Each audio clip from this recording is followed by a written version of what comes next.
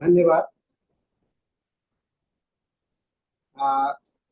IFPH forum, international forum for promoting homeopathy, पिछले कई एक वर्षों से कोरोना के समय में यह प्रारंभ हुआ था और पिछले एक साल से यह हिंदी में भी यह कार्यक्रम हनुमान जयंती के अवसर पर यह लागू किया गया और आज हम लोग हिंदी के क्षेत्र में भी आगे बढ़ रहे हैं। एक चीज का जानकारी मैं ये देना चाहता हूँ कि प्रतिदिन यह डेली होता है विदाउट एनी ब्रेक और हम लोग इस पे रेगुलर ज्वाइन करते रहते हैं। इसमें 7 बजे से 8 बजे तक ये हिंदी सेशन होता है और 8 से 9 जो है सो अंग्रेजी सेशन होता है और 9 से 10 मलयालम सेशन किया जाता है। यह एक अच्छा प्लेटफॉर्म जहां हम लोग एक दूसरे से सीख सकते हैं और हम लोग नए तरीके से हर एक लोगों का अपना अपना जो प्रैक्टिस करने का तरीका है उसको हम लोग समझ सकते हैं और उसको स्ट्रेटेजिक प्रिपेयर तैयारी से कर सकते हैं। तो इसी क्रम में आज के हमारे डॉक्टर काजल, ये MD हैं, असिस्टेंट प्रोफेसर हैं बैचलर ऑफ मेडिसिन के ये government medical college homoeopathic medical college RBTS homoeopathic medical college और उन्होंने MD किया है Abhin Chand government homoeopathic medical college Bhubaneswar से। ये PG कोऑर्डिनेटर के रूप में भी RBTS में काम किया है और गाइड भी करती हैं। ये प्रिंसिपल इन्वेस्टिगेटर थे, क्लिनिकल ट्रायल्स के भी रही हैं और appointed at internal examiner in PG at BRA Bihar university और पेपर सेटर के रूप में भी काम किए हैं विनोबा भावे यूनिवर्सिटी में। और डॉक्टर काजल जी का आज का जो टॉपिक है वह मधुमेह प्रकार, लक्षण और इसके होम्योपैथिक उपचार। तो मैं काजल जी का इस मंच पर स्वागत करता हूं और उनसे निवेदन करता हूं कि आप अपने लेक्चर्स को शुरू करें और आप अपना PPT साझा कर सकती हैं। तो थैंक यू डॉक्टर काजल जी, आप शुरू कर सकती हैं। थैंक यू सर, धन्यवाद सर। सर्वप्रथम मैं डॉक्टर मृदुल शरण सर का बहुत बहुत धन्यवाद कहना चाहूंगी कि जिन्होंने मुझे IFPH मंच पे अपना प्रस्तुति पेश करने का मौका दिया। धन्यवाद एक बार फिर से सर आपको और सारे IFPH टीम को भी धन्यवाद जिन्होंने मुझे ये मंच साझा करने का मौका दिया। मैं अपना प्रेजेंटेशन शेयर करना चाह रही हूँ। 1 मिनट, अब थोड़ा सा वेट करेंगे।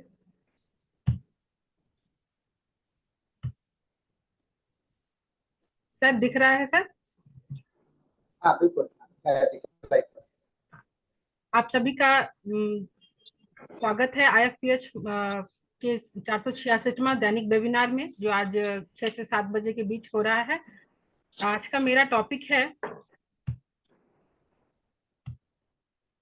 मधुमेह प्रकार, लक्षण और इसका होम्योपैथिक प्रबंधन।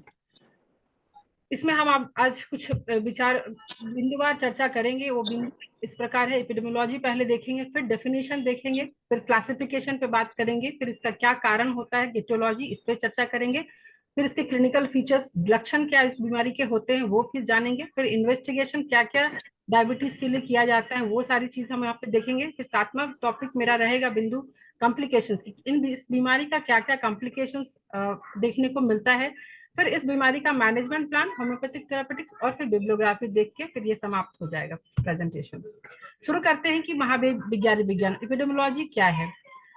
इस डायबिटीज मिलाइटस को ग्लोबल पैंडेमिक का नाम दिया गया है। ग्लोबल पैंडेमिक इसलिए क्योंकि बस ये एक जगह, अब बस भारत में सीमित नहीं है, पूरे विश्व में ये व्यापक स्तर पे हो रहा है, इसलिए इसको ग्लोबल पैंडेमिक नाम दिया गया है।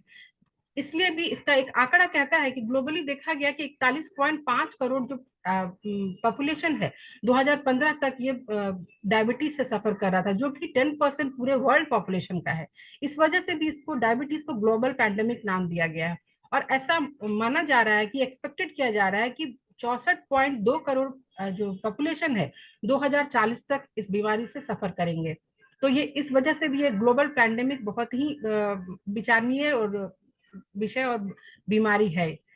दूसरी बात है कि ये क्रॉनिक डिजीज है, सिर्फ एक बार ठीक होने से इसको हम नहीं कहेंगे कि बीमारी खत्म हो गई। इसका लाइफ लॉन्ग मैनेजमेंट और ट्रीटमेंट जरूरत होता है इस बीमारी में। इस डिजीज में ये भी देखा गया है कि हार्ट डिजीज जो होता है 21.4% होने की संभावना है। मीन्स डायबिटीज सिर्फ हुआ तो पेशेंट को क्या क्या मल्टी ऑर्गन डिसऑर्डर्स हो सकते हैं, कहाँ कहाँ ये अफेक्ट कर सकता है, ये सिनेरियो, ये डेटा इस आपके सामने यहाँ पे रखा हुआ है। न्यूरोपैथी 17.5% होंगे। पेरिफेरल वस्कुलर डिजीज 6.3 से 30% होने के चांसेस बढ़ जाते हैं। रेटिनोपैथी, आंखों से संबंधित बीमारी जो है 19.0% होने की संभावना बढ़ जाती है। माइक्रोअल्बुमिनिया 26.3% होने की संभावना डायबिटीज में पेशेंट को हो जाती है। इंडिया में देखेंगे, इंडिया की बात करेंगे तो इसको नॉन कम्युनिकेबल डिजीज के कैटेगरीज में रखा गया है, जहाँ पे बहुत सारे सीरियस डिजीजेज हैं, डायबिटीज है, कैंसर है, मेंटल हेल्थ है, रेस्पिरेटरी डिजीज है। ये सारा एनसीडीज में कैटेगरीज में है, नॉन कम्युनिकेबल डिजीज के कैटेगरी में आता है। ग्लोबल सिनारियो देखेंगे कि तो इस डिजीज का, डायबिटीज का प्रेवलेंस 4% जहां 95 में था, जो कि अब बढ़कर 2025 तक 5.4% होने की संभावना हो गई है। तो ये भी ये जो इंक्रीजिंग रेट है, ये भी एक हमारे मैटर ऑफ कंसर्न है। जब इंडियन सिनेरियो देखेंगे तो पहले 1972 में 2.1% लोग सफर कर रहे थे, जो कि 2001 में 12.4%, सीधे 10% का वृद्धि इस बीमारी में देखा गया है। स्पेशली इंडिया में, साउथ इंडिया की बात करेंगे तो फिर सिर्फ 40% का इंक्रीज लास्ट 6 ईयर्स में देखा गया है। और टॉप 5 कंट्रीज की बात करेंगे कि कौन सबसे ज्यादा highest top most diabetes patient inhabitant है कंट्री का, तो सबसे पहला नाम चाइना का आता है, जहां 92.3 मिलियन पॉपुलेशन सफर कर रहे थे। फिर दूसरा इंडिया है 63% के साथ, 63 मिलियन के साथ। तीसरा यूएसए है, चौथा ब्राजील है, पांचवा रसिया है। तो ये पूरे के पूरे विश्व को प्रभावित करने वाला डिजीज है, इसलिए इसको ग्लोबल पैंडेमिक नाम दिया गया है। अब देखेंगे कि व्हाट इज डायबिटीज, डायबिटीज है क्या है। तो हमारी जो सबसे सर्वोच्च संस्था है स्वास्थ्य की, डब्ल्यूएचओ के अनुसार ये एक मेटाबॉलिक डिजीज है, जो कि जिसमें कि ब्लड शुगर लेवल हमारा बढ़ जाता है, जिसके कारण बहुत ही सीरियस डैमेज हमारे हार्ट में, ब्लड वेसल्स में, आईज में, किडनीज में और बाकी ऑर्गन्स में देखा गया है। तो डब्ल्यूएचओ इसको क्रॉनिक मेटाबॉलिक डिजीज कहता है, जिसके कारण, जिसमें हाइपरग्लाइसीमिया होता है। फिर हमारी एक स्टैंडर्ड टेक्स्ट बुक डेविडसन लिखती है कि ये एक क्लिनिकल सिंड्रोम है, जो कि कैरेक्टराइज होता है हाइपरग्लाइसीमिया से। ब्लड शुगर लेवल बढ़ जाता है, हाइपरग्लाइसीमिया यहाँ पे हमको देखने को मिलता है। फिर आप मधुमेह का प्रकार देखेंगे कि मधुमेह के कितने प्रकार होते हैं। अगर कारण का बेसिस लिया जाए तो पहला कारण टाइप 1 डायबिटीज होता है, जो कि आईडीडीएम किसी के भी नाम से जाना जाता है। IDDM means insulin dependent diabetes mellitus, और इसको जुवेनाइल ऑनसेट डायबिटीज भी कहते हैं। ये ज्यादातर अर्ली एज में होता है, इसलिए इसको जुवेनाइल के नाम से भी जानते हैं, जुवेनाइल ऑनसेट डायबिटीज, जिसका प्रतिशत होने का संभावना 5% केसेस में आपको आईडीडीएम या टाइप 1 डायबिटीज मिलेगा। दूसरा जो है टाइप 2 डायबिटीज है, जिसको एनआईडीडीएम भी कहते हैं, that is non insulin dependent diabetes mellitus. ये एडल्ट ऑनसेट डायबिटीज भी होता है। 80% चांसेस इसमें डायबिटीज के होने केसेस आपको टाइप 2 के मिलेंगे। तीसरा है जेस्टेशनल डायबिटीज मिलाइटस, जो प्रेगनेंसी के दौरान जहां भी वुमेन्स को डिटेक्ट होता है, लेडीज को डिटेक्ट होता है डायबिटीज, तो उसको जेस्टेशनल डायबिटीज मिलाइटस कहते हैं। अगर अब इन प्रकार का क्या कारण है, तो कारण पे चर्चा करेंगे कि इटियोलॉजी क्या है टाइप 1 डायबिटीज का। तो सबसे पहले इटियोलॉजी, जो सबसे पहले कारण होता है, वो जेनेटिक प्रीडिस्पोजिशन, अनुवांशिक कारण में अगर टाइप 1 की बात करेंगे तो पॉलीजेनिक इनहेरिटेंस देखा गया है। मल्टीपल जीन रिस्पॉन्सिबल है इस बीमारी को होने में। उसमें भी ओवरऑल 20 जीन्स, जो साइंटिस्ट ने 20 different region of human genome, जो है कि एचएलए हमारे साइंटिस्ट ने फाउंड किया। उस एचएलए हैप्लोटाइप्स में देखेंगे कि DR3 और DR4 जो है, ज्यादातर इस टाइप 1 डायबिटीज के लिए, ससेबिलिटी के लिए रिस्पॉन्सिबल है।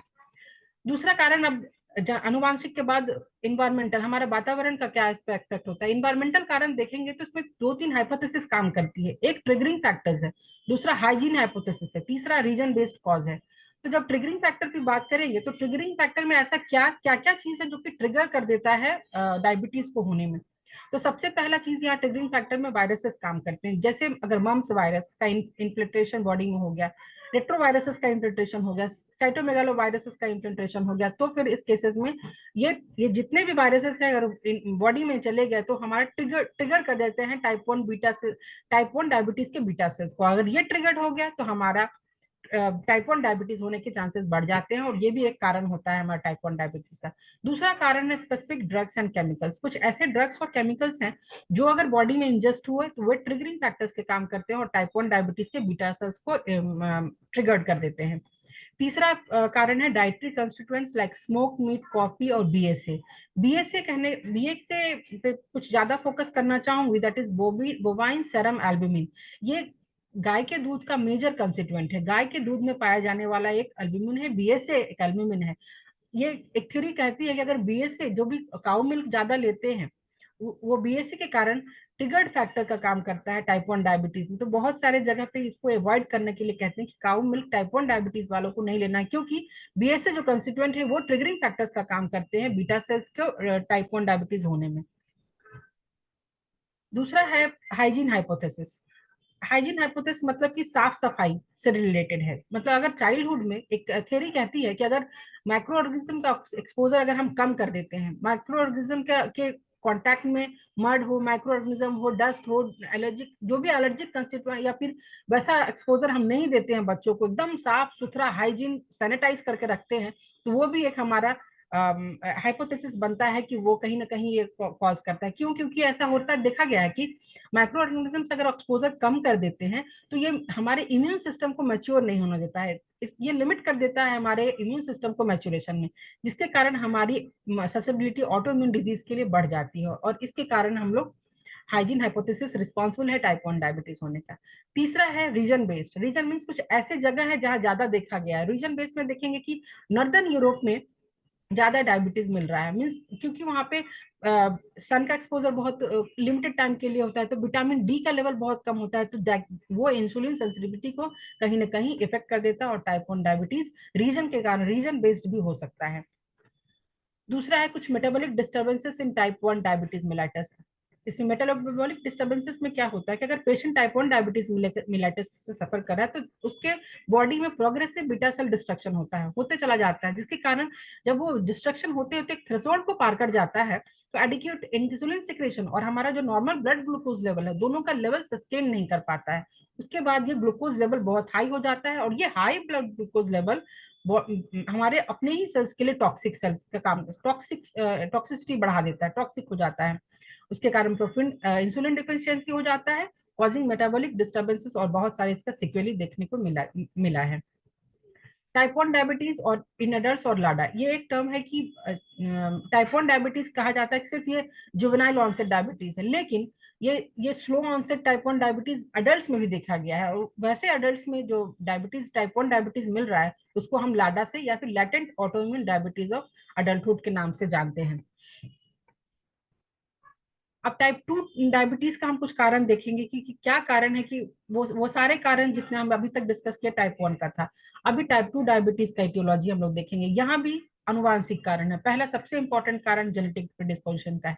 इसमें यहाँ ये कैसे मानेंगे कि जो अनुवांशिक कारण यहाँ रिस्पॉन्सिबल है, तो देखा गया है कि मोनोजाइगोटिक ट्विंस का है, जो एक ही जाइगोट से बने हैं बच्चे, मोनोजाइगोटिक ट्विंस में कॉन्फिडेंस रेट डिजीज होने की संभावना 100% बढ़ जाती है। तो कहीं ना कहीं अनुवांशिक कारण यहाँ पे इस चीज को पुख्ता करता है। दूसरा है जीनोम वाइड एसोसिएशन। देखा गया है कि ओवर 70 जीनोम ऐसा है जहाँ पे कि जेनेटिक प्रेडिस्पोजिशन, जेनेटिक इनहेरिटेंस देखा गया है, उसमें 70 जीन रिस्पॉन्सिबल है। फिर है इन्वायरमेंटल और अदर रिस्क फैक्टर। जहाँ इन्वायरमेंटल टाइप 1 में भी रिस्पॉन्सिबल था, यहाँ भी इन्वायरमेंटल फैक्टर्स काम करते हैं। उसमें डाइट और ओबेसिटी है। कुछ ऐसा खान पान अगर पेशेंट अगर इंडिविजुअल फॉलो कर रहा है, वो भी बहुत आगे चल के आपको डायबिटीज का कारण बनेगा। ओबेसिटी, अगर आप हेल्थ पे ध्यान नहीं दे रहे हैं, आपका ओवरवेट हो रहा है, ओवरवेट हो रहा है तो आपका कहीं ना कहीं वो ओबेसिटी आपको इंटर्न लॉन्ग टर्म में जाके टाइप 2 डायबिटीज कॉज कराएगा। फिर सेडेंटरी लाइफस्टाइल है। आजकल तो हर चीज the screen touch, the phone touch पे हो गया है, बटन दबाए सब काम हो गया। तो सेडेंटरी लाइफस्टाइल का कारण हमारा ये इतना एडवांसमेंट भी है, और ये भी हमारा कहीं ना कहीं बहुत सारे डिजीज का कारण है, स्पेशली इसमें डायबिटीज भी एक शामिल है। तीसरा स्मोकिंग है। स्मोकिंग हैबिट भी हमारा कारण बनता है डायबिटीज होने का।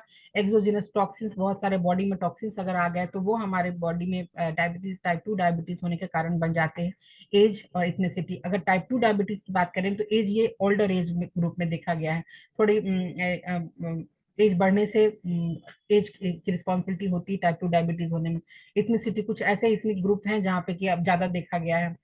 फिर मेटाबॉलिक डिस्टर्बेंसेस है कुछ बॉडी में जिसके कारण टाइप 2 डायबिटीज होता है। तो ये सारा कारण आपको टाइप 2 डायबिटीज मेलाइटस का एपिटोलॉजी को हम लोग अभी देख रहे थे। अब मधुमेह के लक्षण पे हम लोग देखेंगे कि क्या इतना सारा कारण से मधुमेह हुआ, तो मधुमेह के क्या क्या लक्षण पेशेंट में आपको देखने को मिलेगा, पेशेंट किस किस सिम्टम के साथ आपके साथ आएंगे। तो सबसे पहले से सबसे सिंपल टर्म जो होता है हाइपरग्लाइसेमिया, ये आपको सिम्टम्स, ये आपको पेशेंट सिम्टम्स बताएगा, उसके कारण ये बहुत सारे सिम्टम्स आपको देखने को मिलेगा। पेशेंट आपको थर्स्ट, ड्राई ड्राई माउथ बोलेगा, बहुत उसको प्यास भी लगेगी, बहुत मुंह मुंह सूखेगा। Polyuria, nocturia, polyphagia. Polyuria means बार बार पेशेंट को यूरिनल का अर्जेंसी होगा। नॉक्चूरिया अर्जेंसी यूरिनल का रात में ज्यादा होगा। पॉलीफेजिया पेशेंट को बहुत ज्यादा भूख लगेगी। ये सारे सिम्टम्स जो कॉमन सिम्टम्स आपको पेशेंट डायबिटीज के जरूर आपको बोलेंगे। भूख उसको बहुत ज्यादा लगेगी, बार बार खाने की इच्छा होगी, और खाने की इच्छा हो रही है तो उसमें भी खास करके sweet foods, predilection for sweet food है, मीन्स कि उसको ज्यादा तलब होती है मीठे खाने का के ऊपर। तो डायबिटीज के पेशेंट है और मीठा खाना का उसको तलब होगा, तो ये भी उसका एक लक्षण में आता है। पेशेंट को टायर्डनेस, फिटीग, लेथार्जी, हमेशा पेशेंट थका हुआ, हारा हुआ, थका हुआ, एग्जॉस्टेड फील करेगा, हमेशा बोलेगा कि एनर्जी ही नहीं है। और हम पेशेंट आपको हमेशा शिकायत करेगा कि मुझे वीकनेस बहुत ज्यादा बॉडी में है। अगर टाइप 2 डायबिटीज का और पेशेंट है, स्पेशली चेंज इन वेट आपको बताएगा। यूजुअली वेट लॉस भी देखने को मिलेगा टाइप 1 में। और ओबेसिटी होगा तो फिर आपको change in weight type 2 diabetes में मिल सकता है। ब्लरिंग इन विजन, ये रेटिनोपैथी को इफेक्ट करता ही है, तो वहां पे सबसे पहला सिम्टम्स आपको दिखेगा, पेशेंट को धुंधला दिखेगा, देखने में शिकायत बोलेगा, कहेगा आपको वो। फिर नोजिया, हेडेक, ये सारा चीज उसको, मिचली होगा, सर में दर्द होगा, ये सारे सिम्टम्स पेशेंट आपको बोलेगा। Mood changes, irritability, difficulty in concentrating, उसको बहुत सारा मूड स्विंग्स भी आएगा, कंसंट्रेट नहीं कर पाएगा, उसको समझने में दिक्कत होगी, हर तरीके का मेंटल लेवल पे भी कुछ चेंजेस उसको सिम्टम्स आपको पेशेंट शेयर करेंगे। एपैथी है, कोई चीज करने में उसको मन नहीं लगेगा। जब सब हर चीज फिजिकल लेवल पे है तो कहीं ना कहीं मेंटल लेवल पे पेशेंट अफेक्ट हो ही जा रहा है। अब दोनों टाइप 1 और टाइप 2 में कंपैरिजन देखेंगे, क्या क्या है जो कि टाइप 1 को टाइप 2 से अलग करता है। टाइप 1 डायबिटीज है तो उसका अगर बात करेंगे type typical age of onset का, तो ये 40 ईयर्स के नीचे के पेशेंट को होता है जनरली। जुवेनाइल एज या फिर अर्ली एज कहेंगे उसको होता है, लेस देन 40 एज ईयर्स को। और टाइप 2 है वही 40 ईयर्स से ज्यादा, 50 ईयर्स से ज्यादा के पेशेंट को ये होता है टाइप 2। ड्यूरेशन ऑफ सिम्टम्स देखेंगे तो यहाँ पे वीक्स में आपको आएगा, वो मंथ और ईयर्स, बहुत दिनों तक जाता है ये, मंथ और ईयर्स अपने कंटिन्यू करता है ये सिम्टम्स टाइप 2 के। बॉडी वेट का बात करेंगे, बॉडी वेट टाइप 1 में नॉर्मल रहता है या लो रहता है, टाइप 2 में ओबेज रहता है पेशेंट, आपको जनरली आपको ओबेसिटी से शिकार मिलेगा। कीटोन्यूरिया की का फीचर्स अगर देखते हैं तो यहाँ टाइप 1 में कीटोन्यूरिया आता है, टाइप 2 में कीटोन्यूरिया नहीं रहता है। Rapid death without treatment with insulin, तो यहाँ पे यस, बिना अगर ट्रीटमेंट के पेशेंट टाइप 1 का आ रहा है तो डेथ भी हो सकता है, जबकि ऐसी बात टाइप 2 डायबिटीज के पेशेंट में नहीं रहता है। ऑटो एंटीबॉडीज की बात करेंगे तो फिर टाइप 1 में पॉजिटिव आपको 80 to 90% केसेस में ऑटो एंटीबॉडीज पॉजिटिव मिलेगा, और यहाँ पे जनरली निगेटिव ही मिलता है। ऑटो एंटीबॉडीज टेस्ट कराते हैं पेशेंट तो टेस्ट में आपको निगेटिव, टाइप 2 के पेशेंट को निगेटिव मिलेगा। डायबिटिक कॉम्प्लिकेशंस ऑफ डायग्नोसिस, तो यहाँ पे जब तक डायग्नोज होता है कॉम्प्लिकेशन आपको नहीं दिखता है टाइप 1 में, जबकि टाइप 2 में आपको 25% जब पेशेंट आ जाते हैं 25% को कॉम्प्लिकेशन डेवलप कर चुका होता है। तो ये एक सिनेरियो है जो हमको टाइप 1 टाइप 2 से डिफ्रेंशिएट करेगा। दूसरा सिम्टम्स है family history of diabetes, type 1 में नहीं मिलता, अनकॉमन है, बिल्कुल नहीं मिलता है। और जबकि टाइप 2 में फैमिली हिस्ट्री रहता ही है, दैट इज कॉमन, वो कॉमन है। तीसरा है लास्ट अदर ऑटोइम्यून डिजीज, अगर आपको टाइप 1 में है तो वो रहेगा, साथ में उसको एसोसिएटेड रहेगा, जबकि टाइप 2 में अनकॉमन है, नहीं रहता है। इन्वेस्टिगेशन की बात करेंगे, टाइप डायबिटीज में किस किस तरह का इन्वेस्टिगेशन जांच की जरूरत पड़ती है, तो सबसे पहले जो सबसे इम्पोर्टेंट HbA1c का जांच कराना होगा। ये ग्लूकोज लेवल हमारे बॉडी में बहुत महीनों तक का ग्लूकोज लेवल हमारे बॉडी में बताता है ये जांच। तो ये जांच अगर हम करवाते हैं पेशेंट को, तो इसमें अगर HbA1c का लेवल 6.5 और इससे ज्यादा हो, 6.5 और उससे ज्यादा हो, तो ये पेशेंट डायबिटीज के कैटेगरी में रखा जाएगा। अगर HbA1c का लेवल 5.7 से 6.4 के बीच में है तो ये प्री डायबिटिक के लेवल पे है, मीन्स अभी इसको डायबिटीज के पहले का लेवल प्री डायबिटीज कहेंगे।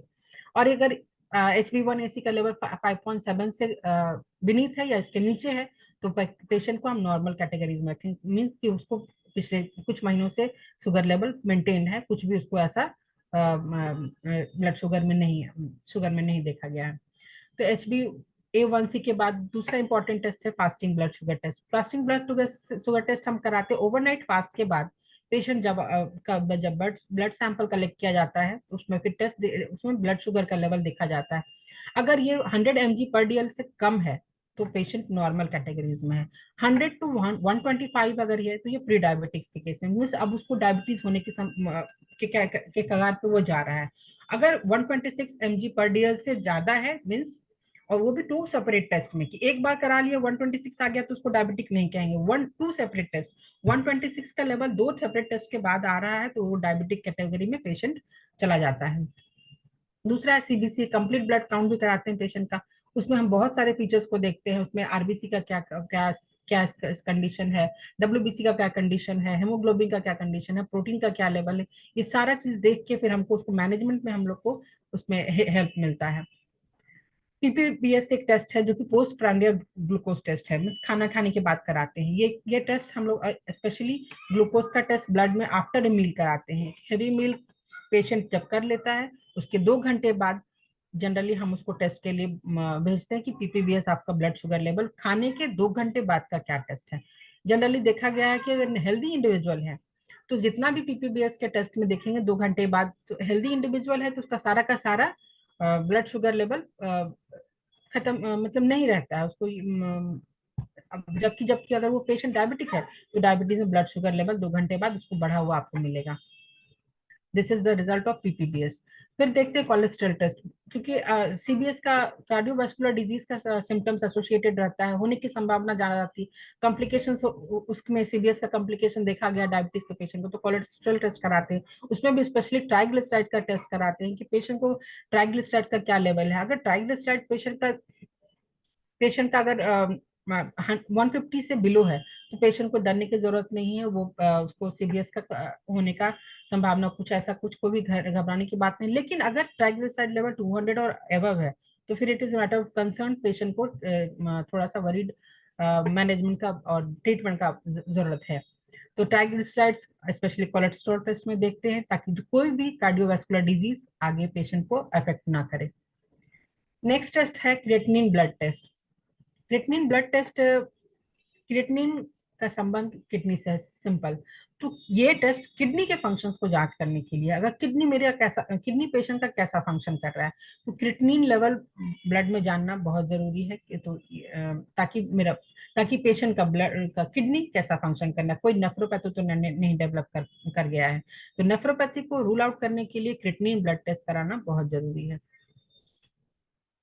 इलेक्ट्रोलाइट टेस्ट बहुत इंपॉर्टेंट है, क्योंकि पेशेंट को सोडियम पोटासियम जितने भी इलेक्ट्रोलाइट्स हैं, क्लोराइड्स हैं, बाइकार्बोनेट, ये सारा लेवल डिस्टर्ब हो जाता है। तो ब्लड टेस्ट में इलेक्ट्रोलाइट टेस्ट बहुत जरूरी है, क्योंकि ये जितने भी इलेक्ट्रोलाइट्स हैं वो इंसुलिन को ग्लूकोज में के अब्जॉर्प्शन में, फंक्शनिंग में बहुत मदद करते हैं। अगर ये इलेक्ट्रोलाइट्स डिस्टर्ब हो गया, इलेक्ट्रोलाइट्स के लेवल डिस्टर्ब हो गया, तो बहुत सारा कॉम्प्लिकेशन पेशेंट को आ जाएगा, जिसके कारण हाई BP हो सकता है, हार्ट फेलियर हो सकता है, लिवर हो सकता है, लिवर प्रॉब्लम हो सकता है, किडनी डिजीज हो सकता है।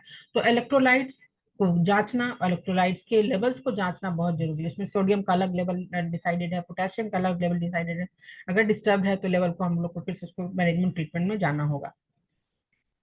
नेक्स्ट टेस्ट आता है insulin IAA, insulin auto antibodies. IAA test में होता है कि ऑटो एंटीबॉडीज के लेवल को हम ब्लड में जानते हैं कि IAA लेवल क्या है। उसके बाद नेक्स्ट टेस्ट है C peptide test. C peptide test insulin level को मैच करता है। अगर सी पेप्टाइड लेवल बहुत ही लो हुआ, वैल्यू अगर बहुत लो हुआ, तो इसको ये टाइप 1 डायबिटीज को पॉइंट आउट करता है कि ये पेशेंट टाइप 1 डायबिटीज से सफर कर रहा है। अगर सी पेप्टाइड लेवल बहुत हाई हुआ तो पेशेंट इंसुलिन रेसिस्टेंट की तरफ डेवलप कर गया, टाइप 2 डायबिटीज मेलाइटस हो गया। इन्वेस्टिगेशन के बाद बात आती है कॉम्प्लिकेशन ऑफ डायबिटीज। क्या क्या कॉम्प्लिकेशन अगर पेशेंट प्रॉपर डायग्नोसिस नहीं हुआ, अनडायग्नोस्ड रह गया, क्या क्या कॉम्प्लिकेशंस पेशेंट में डेवलप कर सकते हैं, तो वो अभी हम इस पे चर्चा करेंगे। Uncontrolled diabetes can cause metabolic imbalance leading to, 2 तरह का कॉम्प्लिकेशन हो सकता है, पहला एक्यूट कॉम्प्लिकेशन और दूसरा क्रॉनिक कॉम्प्लिकेशन। एक्यूट कॉम्प्लिकेशन हुआ है तो तुरंत ही हमको पेशेंट को इमीडिएट मेडिकल अटेंशन चाहिए, और क्रोनिक कॉम्प्लिकेशन हुआ है उसको बहुत तरह का तरीके से हम लोग को हैंडल करना होगा। तो एक्यूट कॉम्प्लिकेशन में क्या क्या हो सकता है? पहला है एक्यूट कॉम्प्लिकेशन में ketoacidosis. Ketone, high concentration of ketone can cause urine acidic. अगर कीटोएसिडोसिस डिटेक्ट हुआ है, कॉम्प्लिकेशन हो गया है, तो पेशेंट का यूरिन पूरा एसिडिक, हेविली एसिडिक हो जाएगा, पूरा स्मेल उसके यूरिन में आएगा, फ्रूटी स्मेलिंग ब्रेथ आएगा, ब्रेथ भी उसका स्मेल स्मेल चेंज कर जाएगा। और अगर ये ट्रीटमेंट कीटोएसिडोसिस का कॉम्प्लिकेशन ये अगर हुआ है, नहीं ट्रीटमेंट किया गया, पेशेंट को कोमा, अनकॉन्शियसनेस और इवन डेथ भी हो सकता है, तो ये कॉम्प्लिकेशन भी घातक है। दूसरा एक्यूट कॉम्प्लिकेशन में आता है एचएचएनएस। एचएचएनएस कहने का मतलब है hyper smaller hyperglycaemic non ketotic syndrome. इस केस में क्या होता है कि हाई ब्लड ग्लूकोज लेवल होता है, ट्रिगर कर देता है यूरिनेशन को। अगर बार बार यूरिनेशन अगर पेशेंट को आएगा और उतना फ्लूइड रिप्लेस नहीं होगा बॉडी में, तो पेशेंट सीवियर डिहाइड्रेशन की तरफ चला जाएगा। सीवियर डिहाइड्रेशन होगा तो पेशेंट का mental state, confusion, seizure, coma, even death भी हो सकता है। तो एचएचएनएस एक्यूट कॉम्प्लिकेशन भी बहुत ही पेशेंट के लिए खतरनाक है। नेक्स्ट कॉम्प्लिकेशन एक्यूट के बाद आता है क्रॉनिक कॉम्प्लिकेशन से। ये long term side effect of diabetes है। इसमें ये दो तरह का कॉम्प्लिकेशंस बॉडी में कॉज कर सकता है, माइक्रोवास्कुलर और मैक्रोवास्कुलर। माइक्रो में क्या कर सकता है, ये बॉडी के स्मॉल ब्लड वेसल्स को अफेक्ट करता है। जब पेशेंट को डायबिटीज में कॉम्प्लिकेशन, अगर माइक्रोवास्कुलर कॉम्प्लिकेशन हो गया तो स्मॉल ब्लड वेसल्स, उसके कारण अगर स्मॉल ब्लड वेसल्स को अफेक्ट कर रहा है तो आंख में वो रेटिनोपैथी कॉज करता है, किडनी में नेफ्रोपैथी कॉज करता है, न्यूरॉन्स में न्यूरोपैथी कॉज करता है, फुट डिजीज में अल्सरेशन, अर्थ्रोपैथी, गैंग्रीन, ये सब कॉज कर सकता है मैक्रोवास्कुलर में। वहीं अगर मैक्रोवास्कुलर कॉम्प्लिकेशंस की बात करेंगे तो ये लार्जर ब्लड वेसल्स को अफेक्ट करेगा, और ये हार्ट, ब्रेन, एक्सट्रीमिटी सबको अफेक्ट करेगा। सेरेब्रल सर्कुलेशन के कारण अगर ये डिस्टर्ब हुआ तो आपको ट्रांजिएंट इस्केमिक अटैक पेशेंट को आ सकता है, स्ट्रोक आ सकता है। कोरोनरी सर्कुलेशन अगर अफेक्ट हुआ तो मायोकार्डियल इंफेक्शन हो सकता है, एमआई प्रोसेस पेशेंट को कॉज हो सकता है। पेरिफेरल सर्कुलेशन हो गया तो क्लॉडिकेशन, इस्कीमिया पेशेंट में डेवलप कर जाएगा। माइक्रोवास्कुलर दोनों क्रॉनिक कॉम्प्लिकेशंस के अंतर्गत आता है। ये कुछ पिक्चर्स है जिससे हम समझ सकते हैं क्रॉनिक कॉम्प्लिकेशन में पेशेंट को क्या क्या हो सकता है। डायबिटिक फुट अल्सर होगा, आई कॉम्प्लिकेशंस अक्यूट केस में था, आई कॉम्प्लिकेशंस, डायबिटिक न्यूरोपैथी, न्यूरॉन्स जितना भी है वो अफेक्टेड हो जाएगा। नेफ्रोपैथी में आप देख रहे हैं किडनी अफेक्ट हो सकता है। कार्डियोवास्कुलर डिजीजेस पेशेंट को अफेक्ट कर सकता है। कॉग्निटिव डिफिसिट हो सकता है, पेशेंट को मेंटल लेवल में अनकॉन्शियस, कंफ्यूजन, कोमा, ये सब हो सकता है। हाई ब्लड प्रेशर पेशेंट को हो सकता है। अगर एक्यूट कॉम्प्लिकेशन नहीं ट्रीट किया गया तो क्रॉनिक कॉम्प्लिकेशन हो सकता है, डायबिटिक रेटिनोपैथी डेवलप कर जाएगा, फाइनली स्ट्रोक भी पेशेंट को हो सकता है। ये एक पिक्चर्स के थ्रू हम लोग कॉम्प्लिकेशंस को समझने का प्रयास है।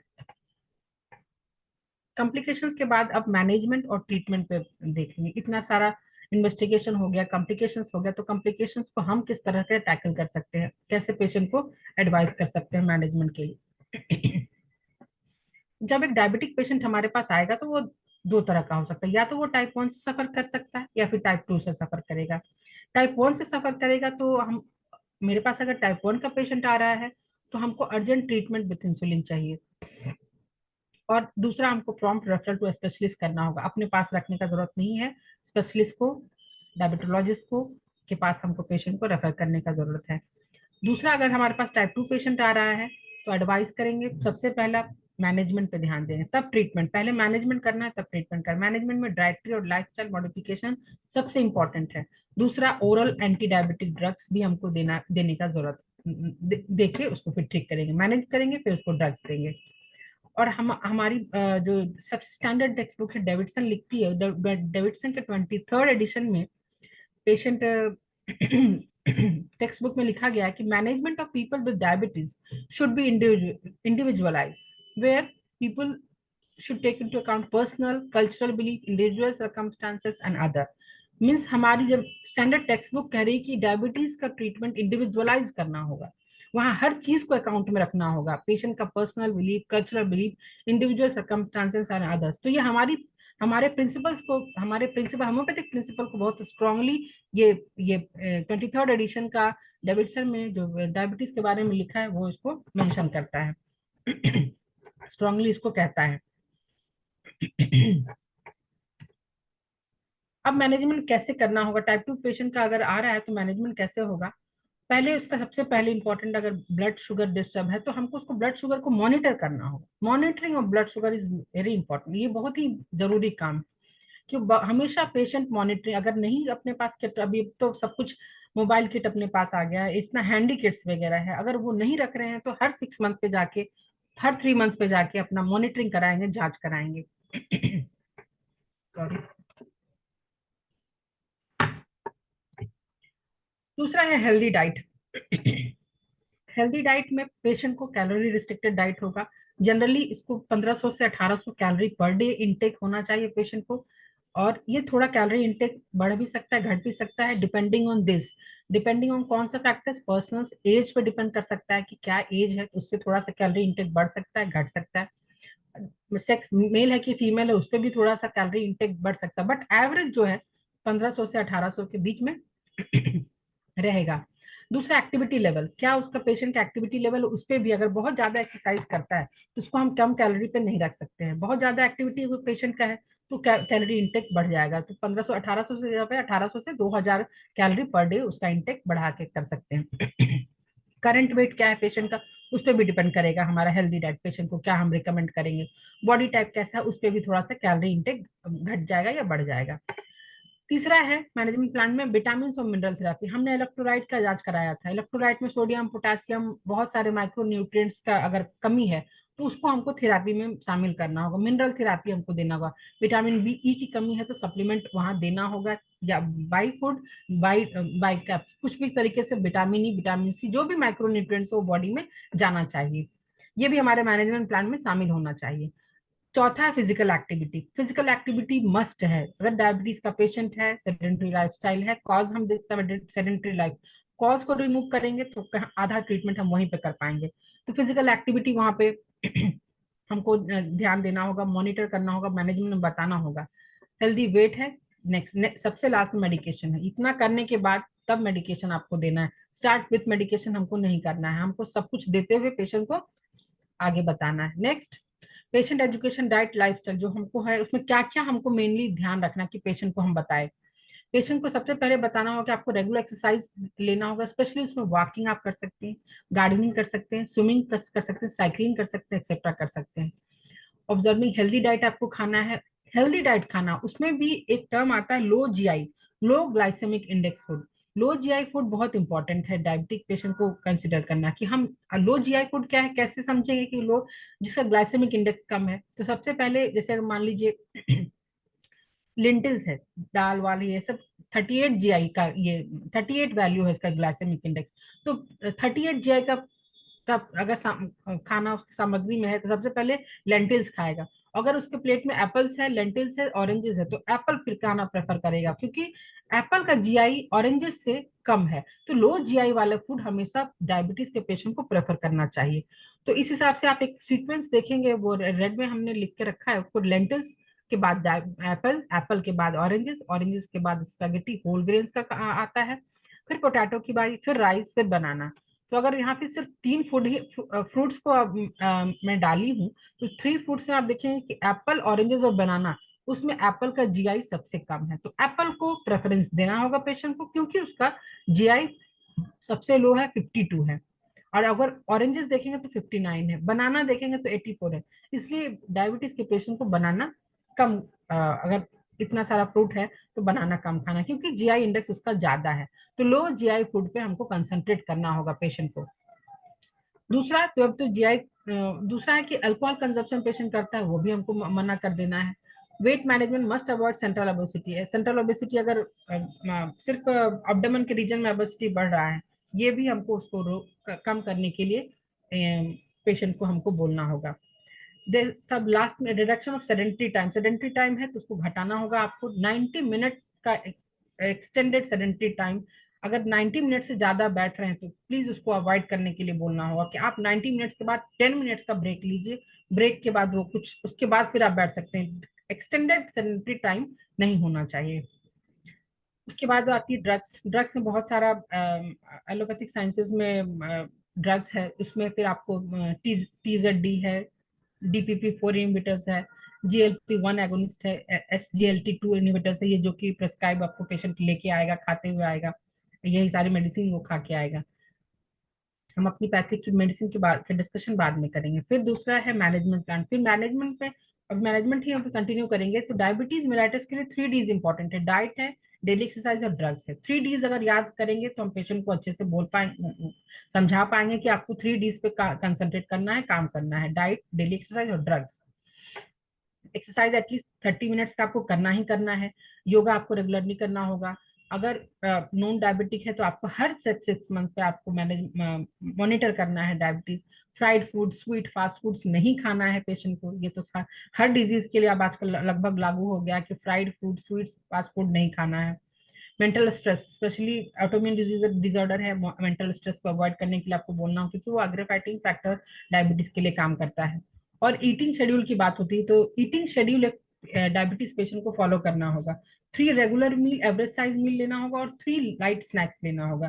तो ऐसा नहीं कि हम भारी खाना 3 बार दिन में 2 बार खा लिए तो हो गया, ये भी कारण हो सकता है आपके डायबिटीज के लिए। तो पेशेंट को हमको एडवाइस करना है कि 3 रेगुलर एवरेज साइज मील लेना और उस बीच में 3 लाइट स्नैक्स लेना है। तो टाइमिंग आपको यहाँ पे नीचे मेंशन किया हुआ, अगर 7 बजे कुछ लाइट खाना खाता है तो 10 बजे उसको फिर थोड़ा हैवी एवरेज साइज मील लेना है, फिर 2 बजे लाइट, फिर तो 4 बजे हैवी मील लेना है, फिर 6 PM 6 बजे फिर शाम में लाइट स्नैक्स ले रहे हैं तो 9 बजे फिर उसको एवरेज साइज मील लेके खत्म करना। तो ये उनका एक ईटिंग शेड्यूल होना चाहिए डायबिटिक पेशेंट का, 3 average size and 3 light size. ये एक diabetic parameter, diabetic food pyramids दिया गया है कि पिरामिड में सबसे ज्यादा क्या आप खा सकते हैं और सबसे कम क्या खाना है। तो सबसे ज्यादा आप ब्रेड, ग्रेन्स और अदर स्टार्चेस खा सकते हैं, वो आपके सबसे निचले पायदान पे है आपका फूड पिरामिड में। वेजिटेबल्स, फ्रूट्स, ये आपको उसके ऊपर जाता है। फिर सबसे ऊपर मिल्क और मीट और अदर प्रोडक्ट्स है। सबसे ऊपर जो सबसे कम खाना है वो सबसे ऊपर है, उसमें आपको ऑयल है, फैट है, स्वीट्स है, ये सबसे कम खाना है। और ये जो आपको 1800 किलो कैलोरी पर डे का है, वो एक चार्ट आपको यहाँ पे दिखाया गया है कि 1800 किलो कैलोरी कैसे आप ले सकते हैं, 3 एवरेज साइज मील मिला के और 3 लाइट साइज मील मिला के आपको कैसे लेना है। उसके बाद अब हम अपनी होम्योपैथिक थेरापेटिक्स की बात करेंगे। होम्योपैथी के थ्रू हम कैसे इसका प्रबंधन करेंगे, कैसे इसका मैनेजमेंट करेंगे मधुमेह का। तो बहुत सारा डाइल्यूशन हमारे पैथी में है जो कि इंडिकेटेड है फॉर डायबिटीज। उसमें फिर होम्योपैथिक डाइल्यूशन में सबसे पहले आप एसिडिक एसिड का बात करेंगे। तो इसमें इस पेशेंट में एसिडिक एसिड में इंटेंस बर्निंग थर्स्ट रहता है। उसके बाद बर्निंग पेन आपको स्टमक में भी रहेगा, फॉलोड बाय कोल्डनेस, सब जगह आपको स्किन में कोल्डनेस, फोरहेड में कोल्डनेस। ये पेशेंट एसिडिक एसिड का पेशेंट आपको ऐसा सिम्टम देगा, आपको तब एसिडिक एसिड प्रेस्क्राइब करना होगा। अर्जेंटम मेटालिकम दिया जाता है, यहाँ पे फ्रीक्वेंट मिक्चुरेशन है, पॉलीयूरिया है, डायूरेसिस है, यूरिन। फिर इसको पेशेंट बहुत ही थिन है, इरिटेबल है, बहुत वीकनेस पेशेंट आपको कंप्लेन करेगा अर्जेंटम मेटालिकम का पेशेंट। उसको अब्यूज ऑफ मर्करी का हिस्ट्री रहा होगा, कॉन्स्टिट्यूशनल इफेक्ट ऑफ ओनानिज्म है, तभी हम आपको अर्जेंटम मेटालिकम पेशेंट को प्रेस्क्राइब कर सकते हैं। कोका के केस में पेशेंट को हर चीज से मेंटली फिजिकली स्ट्रेन आउट रहता है पेशेंट, कोका का patient. Impotency, no appetite for sweets, कुछ भी इसको खाने का स्पेशली इच्छा नहीं करता, स्पेशली स्वीट्स। तब नेक्स्ट मेडिसिन आती है क्यूप्रम आर्सेनिकोसम। इंसफिशियंसी है, यूरेमिया पेशेंट को डेवलप कर जाता है। क्रैम्पिंग पेशेंट को रहता है, क्रैम्पिंग काफ्स में रहता है, जो कि मिडनाइट के बाद बहुत और एग्रावेट कर जाता है। उसको आराम कब मिलता है, जब वो बेड से निकल जाता है, तो क्यूप्रम आर्सेनिकोसम हम सोच सकते हैं। गैंग्रीन भी पेशेंट में आपको देखने को मिल सकता है, बॉयल्स स्क्रोटम में टिंगलिंग, बर्निंग सब इरेथ्रा में आपको मिल सकता है पेशेंट को, तो हम क्यूप्रम आर्सेनिकोसम देंगे। फिर इंसुलिनम एक बेस्ट मेडिसिन है डायबिटीज के लिए। फिर कैलिब्रोमेटम एक नेक्स्ट मेडिसिन है, इसमें पेशेंट इज नर्वस, रेस्टलेस, एकदम एक जगह पे स्टैंड स्टिल नहीं रह सकता है, मस्ट मूव अबाउट और कीप ऑक्युपाइड, अपने आप को ऑक्युपाइड रखने का कोशिश करता है। Hand and fingers in motion हमेशा रखता है। यूरिन प्रोफीज और बहुत ही थर्स्ट है, बहुत ही पॉलीयूरिया और पॉलीडिप्सिया का ये केसेस है। Debility, importance, effect of sexual excess, तो कैलिब्रोमेटम हम सोच सकते हैं। लैक्टिकम एसिड, लैक्टिक एसिड जो है पेशेंट को एक्सेसिव थर्स्ट लगेगा, फ्रीक्वेंट लगेगा, कोपियस मैच्यूरेशन होगा, यूरिन कंटेंट शुगर, इसके यूरिन में देखिएगा तो आपको शुगर आपको मिलेगा, तो लैक्टिक एसिड हम प्रेस्क्राइब कर सकते हैं। स्किन रफ होगा, ड्राई, ऑब्स्टिनेट कॉन्स्टिपेशन, टंग स्टिकी, गैस्ट्रिक एलिमेंट्स आपको देखने को मिल सकता है। लाइकोपस वर्जिनिकस एक मेडिसिन है, डाइल्यूशन है, जो कि हम डायबिटीज मिलाइटस और इंसिपिडस दोनों के केस में हम प्रेस्क्राइब करते हैं। उसमें इस पेशेंट में लाइकोपस के पेशेंट में हम सीएनएस डिस्टर्बेंस आपको जरूर देखने को मिलेगा, कहीं ना कहीं डिरेंजमेंट सेंट्रल नर्वस सिस्टम का है। Copious flow of clear urine होगा, ग्रेट डेंसिटी कंटेनिंग शुगर भी इसके पेशेंट में रहेगा, थर्स्ट बहुत ज्यादा रहेगा पेशेंट को, ग्रेट इमेजिनेशन बहुत ज्यादा रहेगा। नाट्रम सल्फ नेक्स्ट मेडिसिन है, पूरे मुंह में ड्राइनेस पेशेंट को रहेगा, मुंह थ्रोट सारा का सारा ड्राइनेस रहेगा, great thirst for cold drinks, हमेशा ठंडा बहुत ठंडा पानी पीने का नाट्रम सल्फ के पेशेंट को मन करेगा, भूख इसको बहुत लगेगा, पोलिडिप्सिया तो पेशेंट का सिम्टम्स है, जो सिम्टम्स यहाँ मैच कर रहा है। बोरिंग पेन डिस्कस ईटिंग पेटिट्रेटस आपको देखने को मिलेगा, इसमें increase urination specially at night है, पेन है, स्मॉल ऑफ बैक और बर्निंग यूरिनेशन है, वर्ड्स इन रेनी वेदर जो कि इसका जनरल सिम्टम्स है, रेनी वेदर में वर्ड्स हो जाता है, और फील ड्राई और वार्म वेदर में ठीक लगता है पेशेंट को। फॉस्फोरस एक नेक्स्ट मेडिसिन है जो कि पेशेंट को प्रिस्क्राइब किया जा सकता है, इसमें पेशेंट को जो भी जनरल सिम्टम्स है वही सिम्टम्स यहाँ पे है, स्पेशली पेशेंट में कंस्टिपेशन जब रहेगा तब देते हैं, और ग्लाइकोसूरिया रहेगा विद टाइसिस तो हम पेशेंट को फास्फोरस हम प्रेस्क्राइब करते हैं। पिक्रिक एसिड पेशेंट को इमिशन प्रोफ्यूज होगा, ग्रेट एक्सॉशन रहेगा, एसिड ऐसे भी एग्जॉस्टिव जहां भी एग्जॉशन रहेगा एसिडिक मेडिसिन हम सोचते हैं, तो पिक्रिक एसिड के लिए पेशेंट को हमेशा टाइड हैवी फीलिंग रहेगा all over the body, specially limbs जो जितने भी हाथ पैर सब है वो उसमें पेशेंट को हमेशा दर्द महसूस होगा, हमेशा टाइड फीलिंग करेगा, और जो भी एक्सर्शन से और बढ़ जाएगा, पेशेंट को विल पावर डिक्लाइन, काम करने का इच्छा नहीं होता पिक्रिक एसिड में, क्योंकि वो हमेशा एग्जॉस्टेड फील करता है। नेक्स्ट मेडिसिन प्लम्बम मेटालिकम है, कंस्टिपेशन यहाँ पे सीवियर रहेगा, हार्ड लंपी सिप लाइक उसका कंस्टिपेशन रहेगा, अर्जिंग टेरिबल पेन होगा, ऑब्स्ट्रक्टेड इवैक्यूएशन, पीसेस ड्राई होगा, expression paralysis of the anatomy of the muscles होगा, excessive and rapid emaciation, plumbum metallicum में भी पेशेंट को आप एक्सेसिव इमेशिएटेड पाइएगा। सल्फ्यूरिक एसिड है, पेशेंट को गैंग्रीनस टेंडेंसी अगर डेवलप कर रहा है, कार्बंकस डेवलप कर रहा है, वॉल्स है, अदर स्ट्रेप्टोकोकल इन्फेक्शन पेशेंट को आपको दिख रहा है तो सल्फ्यूरिक एसिड प्रेस्क्राइब कर सकते हैं। साथ साथ में हार्ट बर्न, बर्निंग सेंसेशन तो आपको एसिडिक जितने भी एसिड कंपोनेंट है उसमें जाएंगे, तो heart burn, shower irritation, craving for alcohol आप सल्फ्यूरिक एसिड में देखेंगे। रिलैक्स फीलिंग स्टोमक में रहेगा, lassitude, debility, dimness of mind and sight, इसमें स्पेशली डिमनेस ऑफ माइंड और साइट यहाँ पे देखने को मिल रहा है। यूरेनियम नाइट्रेट कम्बिनेशन, पेशेंट को एक्सेसिव थर्स्ट होगा, नोजिया वोमिटिंग होगा, रेमिनस एपेटाइट होगा, flatulence, diuresis, incontinence of urine, tendency to ascites in general dropsy. Uranium nitricum में एक खास स्पेशल बात है कि ड्रॉप्सिकल कंडीशन पेशेंट को ज्यादा आपको देखने को मिलेगा, एसाइटिस और जनरल ड्रॉप्सी डेवलप कर जाता है।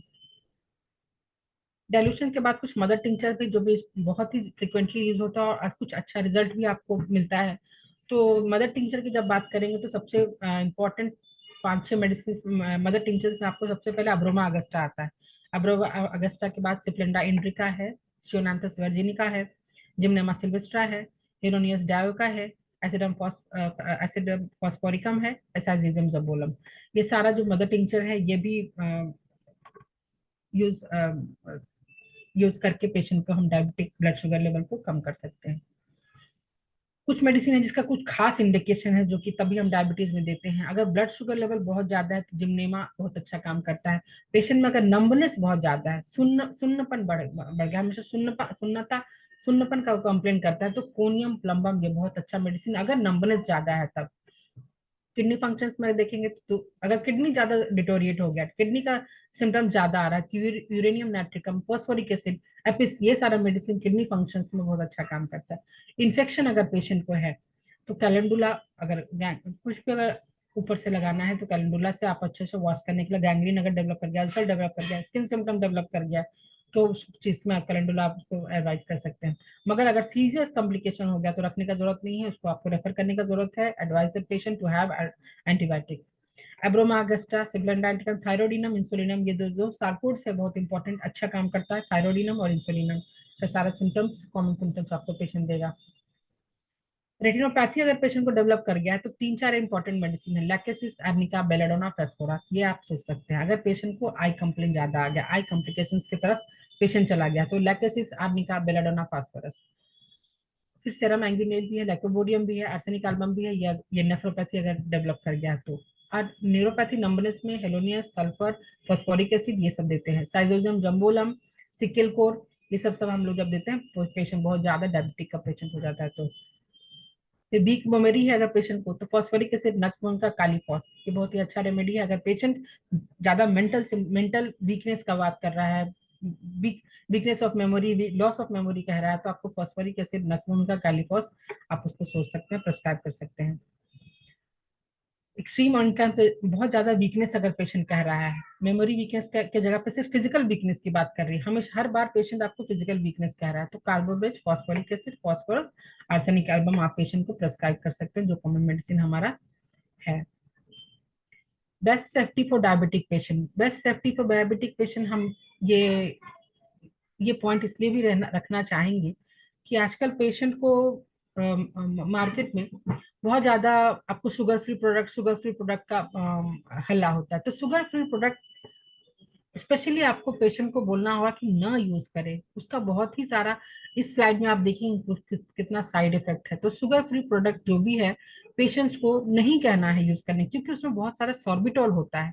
बहुत सारा रिसर्च अभी इसके अंदर चल रहा है। उस रिसर्च के अंदर हमको आप देखा गया है कि it is potentially dangerous for diabetic patient as sorbitol can cause diabetic complication। आपकी बीमारी तो कॉम्प्लिकेशन कर ही रही है, आप उसका जो इलाज कर रहे हैं, उसके लिए जो कुछ कर रहे हैं बॉडी में, वो भी आप कॉम्प्लिकेशन कॉज कर रहे हैं, तो ये डबल डोज हो जाता है, बीमारी भी और आप जो स्वीटनिंग एजेंट्स ले रहे हैं वो भी, ये दोनों मिला के तो आपको और कंडीशन खराब ही कर देगा। तो जो जो स्वीटनिंग एजेंट मार्केट में है, आप पेशेंट को बोलिए नहीं लेना है, कारण उसके सॉर्बिटोल होता है, वो सॉर्बिटोल सबसे पहले सॉर्बिटोल इंड्यूस डायरिया प्रोड्यूस करता है। सॉर्बिटोल ये डायरिया कॉज करेगा, पेशेंट को कुछ ना कुछ कॉम्प्लिकेशंस आएगा, और कैसे क्या क्या आता है वो भी हम नेक्स्ट में देखेंगे। कॉमन स्वीटनिंग एजेंट जो मार्केट में है, इसमें सैचुरिन आपको पाया जाता है, एस्पार्टेम पाया जाता है, इन्वर्ट शुगर पाया जाता है। तो ये सारा चीज जो होता है उसका कुछ ना कुछ बहुत ही सीवियर साइड इफेक्ट है। अगर सैचुरिन की बात करेंगे तो ये बैंड है क्योंकि इसके अंदर कार्सिनोजेनिक इफेक्ट पाया गया है। तो क्यों हम पेशेंट को कहें कि नहीं ठीक है, आप शुगर है, शुगर मत खाइए, शुगर फ्री जो टैबलेट्स आता है वो खाइए। अगर उसमें सैचुरिन होगा तो वो कार्सिनोजेनिक इफेक्ट करेगा, तो डायबिटीज छोड़ के उसको कैंसर हो सकता है। डायबिटीज को के लिए आपको खा रहे हैं कि हम स्वीटनिंग एजेंट ले रहे हैं, बट पेशेंट को क्या इन द लॉन्ग रन हो जाएगा, वो कार्सिनोजेनिक इफेक्ट है, कैंसरस हो ही जाएगा, कैंसर डेवलप कर ही जाएगा। तो हमको नहीं बोलना होगा क्योंकि उसमें सैचुरिन हो सकता है। दूसरा एक कंस्टिट्यूएंट क्या होता है, वो डायबिटिक जो होता है, एंटी डायबिटिक जो पिल्स आता है उसमें एस्पार्टेम होता है। एस्पार्टेम का क्या खासियत है, इसका क्या साइड इफेक्ट है कि अगर ये बच्चे को टाइप 1 डायबिटीज के अगर पेशेंट को अगर आप देते हैं तो ये नहीं सेफ है, नॉट सेफ फॉर चिल्ड्रन, क्योंकि इससे इरिवर्सिबल ब्रेन डैमेज हो सकता है, पेप्टिक अल्सर हो सकता है, बहुत ही सादा आपको। तो ये क्या, तो सिर्फ अगर टाइप 1 को, टाइप 2 अगर ले रहा है तो उसको नहीं होगा क्या, जरूर होगा, इरिवर्सिबल ब्रेन डैमेज होगा, पेप्टिक अल्सर कॉज कर सकता है। जो जितना भी स्वीटनिंग, अगर उसमें एस्पार्टेम है तो स्वीटनिंग एजेंट्स को नहीं लेना है। अगर उसमें एस्पार्टेम अगर मिला तो आपको ये सारी बीमारियां, डायबिटीज छोड़ के ये भी हो जाएगा। तो डायबिटीज से तो आप सफर कर ही रहे थे, फिर पेप्टिक अल्सर हो जाएगा, कुछ आपको इरिवर्सिबल ब्रेन डैमेज होगा, मतलब जितना भी सीएनएस है वो भी कॉम्प्लिकेशंस आपको आ जाएंगे। तीसरा क्या उसमें मिलता है आपको, इन्वर्ट शुगर में मिलता है। इन्वर्ट शुगर में 50% फ्रुक्टोज और 50% ग्लूकोज रहता है, जो कि स्वीट मान आप वो 3 टाइम्स ज्यादा केन शुगर से स्वीट होता है। तो आप कह रहे हैं कि हम स्वीटनिंग एजेंट में इन्वर्ट शुगर ले रहे हैं, लेकिन वो तो 3 गुना ज्यादा स्वीट आपको बॉडी में पहुंचा रहा है। तो क्यों हम इसको लेंगे, बिल्कुल नहीं लेंगे, इसको हमको अवॉइड करना है। तो जितना भी शुगर फ्री प्रोडक्ट्स मार्केट में है, आज तक पेशेंट को आप कहिए कि नहीं लेना है, उसका बहुत ही सारा साइड इफेक्ट है। पेशेंट को बोलेंगे वो अपने अपने फायदे के लिए वो मान जाएगा। तो ये हमको एज ए डॉक्टर हमको एडवाइस करना है कि हम पेशेंट को आगाह करें और उसको सतर्क करें। तो ये हमारा प्रबंधन यहाँ भी काम करेगा कि अगर ये हमको पूछना होगा, अगर आप इसके लिए क्या करते हैं, अगर करते हैं तो प्लीज इसको अभी बंद कर दें, नहीं लेना है। तो ये रहा हमारा ये बिब्लियोग्राफी की, मैंने ये पूरा स्लाइड कहाँ कहाँ से आपके लिए लेके आई थी। पहले डेविडसन है, हैरिसन है, कुछ रॉबिन्स है, स्पेशल सेक्शंस कुछ कहीं कहीं से और नेट से लिया है, कुछ आपको होम्योपैथिक थेरापेटिक्स लिलियंथल का है, और dictionary practical medical medical volume 1 2 3 J H Clarke का लिया गया है, वहां से आपको ये कुछ कुछ मिलेगा। तो thank you all for patience listening, thank you once again, धन्यवाद सर। सर मेरा प्रेजेंटेशन खत्म हुआ, over to you sir. Thank you Kajal ji, आप बहुत अच्छा इसको बता रहे हैं। थैंक आप यू। अपना पीपीटी को आप हटा लीजिए। Okay sir, okay sir. हाँ, तो जी एक सर। लोगों ने इसके प्रशंसा किया है आपके वर्णन का। इसमें जैसे बहुत से चिकित्सक जो है, जैसे मिठाई, लाल मोहन, एक सवाल आपको किए हैं डॉक्टर राम प्रवेश जी ने जी सर। कि चावल, आलू आदि के लिए मना करते हैं। क्या मधुमेह रोगियों को यह खाद्य पदार्थ का कारण हो सकता है?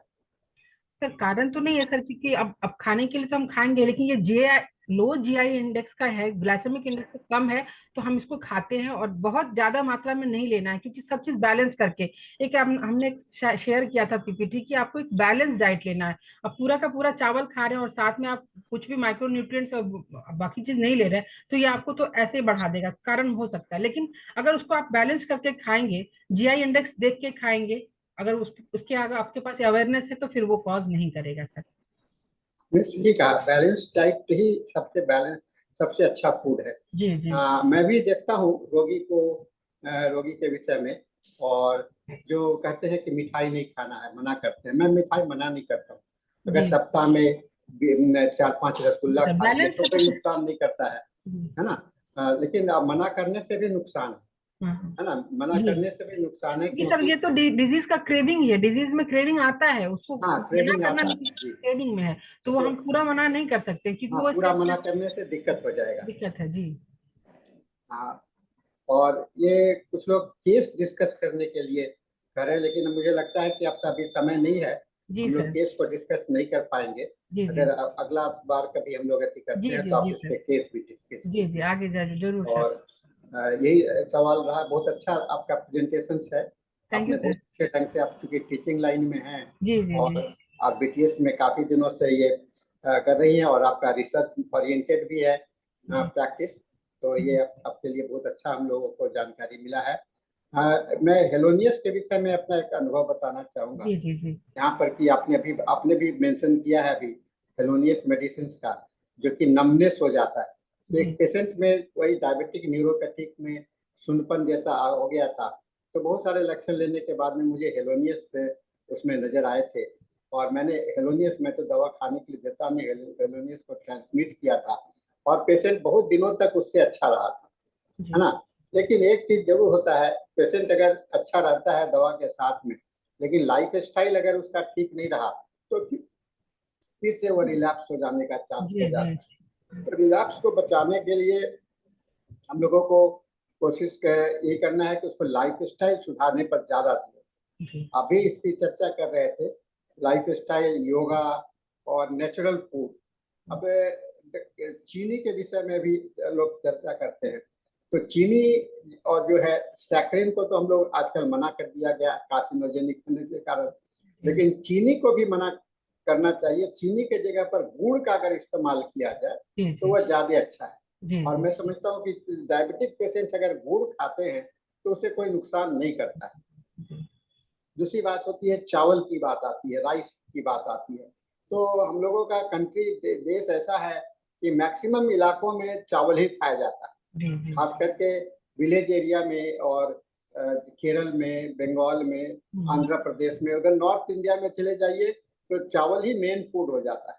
जी लेकिन डायबिटीज का प्रकोप वहां पर बहुत ज्यादा होना चाहिए, ऐसा कुछ नहीं है। यूनिफॉर्म है, ग्लोबल हब तो जरूर बना है, और वह लाइफ स्टाइल के कारण हो रहा है। हम लोग पैसे कमाने के होड़ में काफी आगे बढ़ते समय का प्रति ध्यान नहीं रखते हैं, अपने जीवन शैली का ध्यान नहीं रखते हैं, और इससे हम लोग पीड़ित होते चले जा रहे हैं। तो ये एक अच्छा होता है कि हम लोग को, पेशेंट को मेडिसिन से ज्यादा इम्पोर्टेंस, इम्पैक्ट उसके लाइफ स्टाइल को सुधारने में देना चाहिए। मैं पेशेंट के साथ में काउंसलिंग अगर आप नहीं करेंगे, डॉक्टर हेनीमैन ने भी कहा है, जिस पेशेंट का आपने सही ढंग से काउंसलिंग नहीं किया तो वह दवा देने के बाद भी ठीक ठीक नहीं होता, क्योंकि मेंटेनिंग फैक्टर्स तो खत्म नहीं हुआ, और मेंटेनिंग फैक्टर्स खत्म हो जाता है तभी जाकर के रोग ठीक हो सकता है। इस चीज का सभी लोगों को ध्यान में रखना चाहिए, और केसेस को डॉक्यूमेंट जरूर से करें, है ना? आज के समय में जो भी आप बात बोलेंगे, अब जहाँ कहता है दुनिया की एलोपैथी में कि कोई दवाई नहीं है, तो अगर आप कहते हो कि दवाई है तो आपको प्रूफ देना पड़ेगा कि दवाई है, जी आपने इलाज किया, चिकित्सा। लेकिन दावा नहीं कर सकते, ये भी रेगुलेशंस के अंदर में आता है कि आप नहीं कह सकते हो कि मैं डायबिटीज का एक्सपर्ट हूँ, मैं हाइपरटेंशन का एक्सपर्ट हूँ, मैं कैंसर का एक्सपर्ट हूँ। यह कहने से यह कानूनी अपराध माना जाता है। लेकिन हाँ, आप एविडेंस बेस्ड प्रैक्टिस करेंगे तो आप प्रमाण के साथ में, प्रूफ के साथ में भेज सकते हैं। और सीसीआरएच के पोर्टल पर इसका भेज सकते हैं, जो कि डॉक्यूमेंटेड केस बनेगा।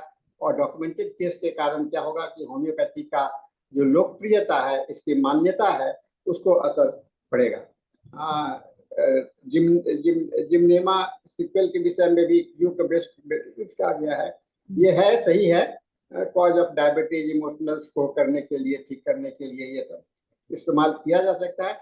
लेकिन फिर भी यहाँ पर जिम्नेमा इस्तेमाल कीजिए या जो भी इस्तेमाल कीजिए, उसके साथ में आपको उसका बैकग्राउंड जरूर से साथ में रखिए।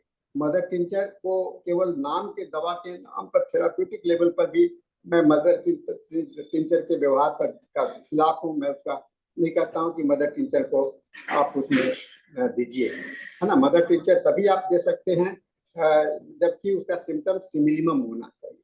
तो सिम्टम सिमिलिमम का हम लोगों को ध्यान में रखना बहुत ही आवश्यक होता है, और ये हम लोगों के लिए जरूरी है।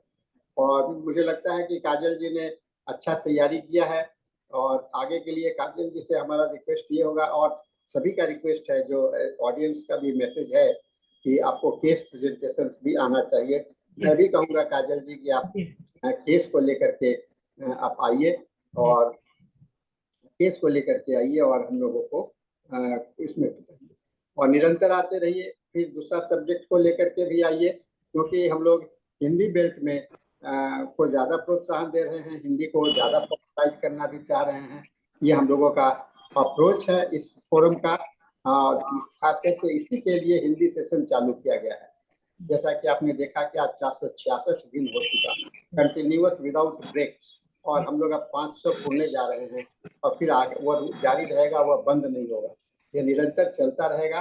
तो इस क्रम में आप भी आते रहिए, समय समय पर आप हमसे समय लेकर के एक डेट फिक्स कर लेंगे, और उसमें हम लोग आपका अगला कार्यक्रम को भी शामिल कर सकते हैं। आपके कॉलेज से, आरबीटीएस से कुछ लोग आना शुरू किए हैं। डॉक्टर आशुतोष ने भी प्रेजेंटेशन दिया है एनाटॉमी के ऊपर में, डॉक्टर अमित ने भी प्रेजेंटेशन दिया, प्रवीण जी थे, वो भी प्रेजेंटेशन उन्होंने भी दिया है।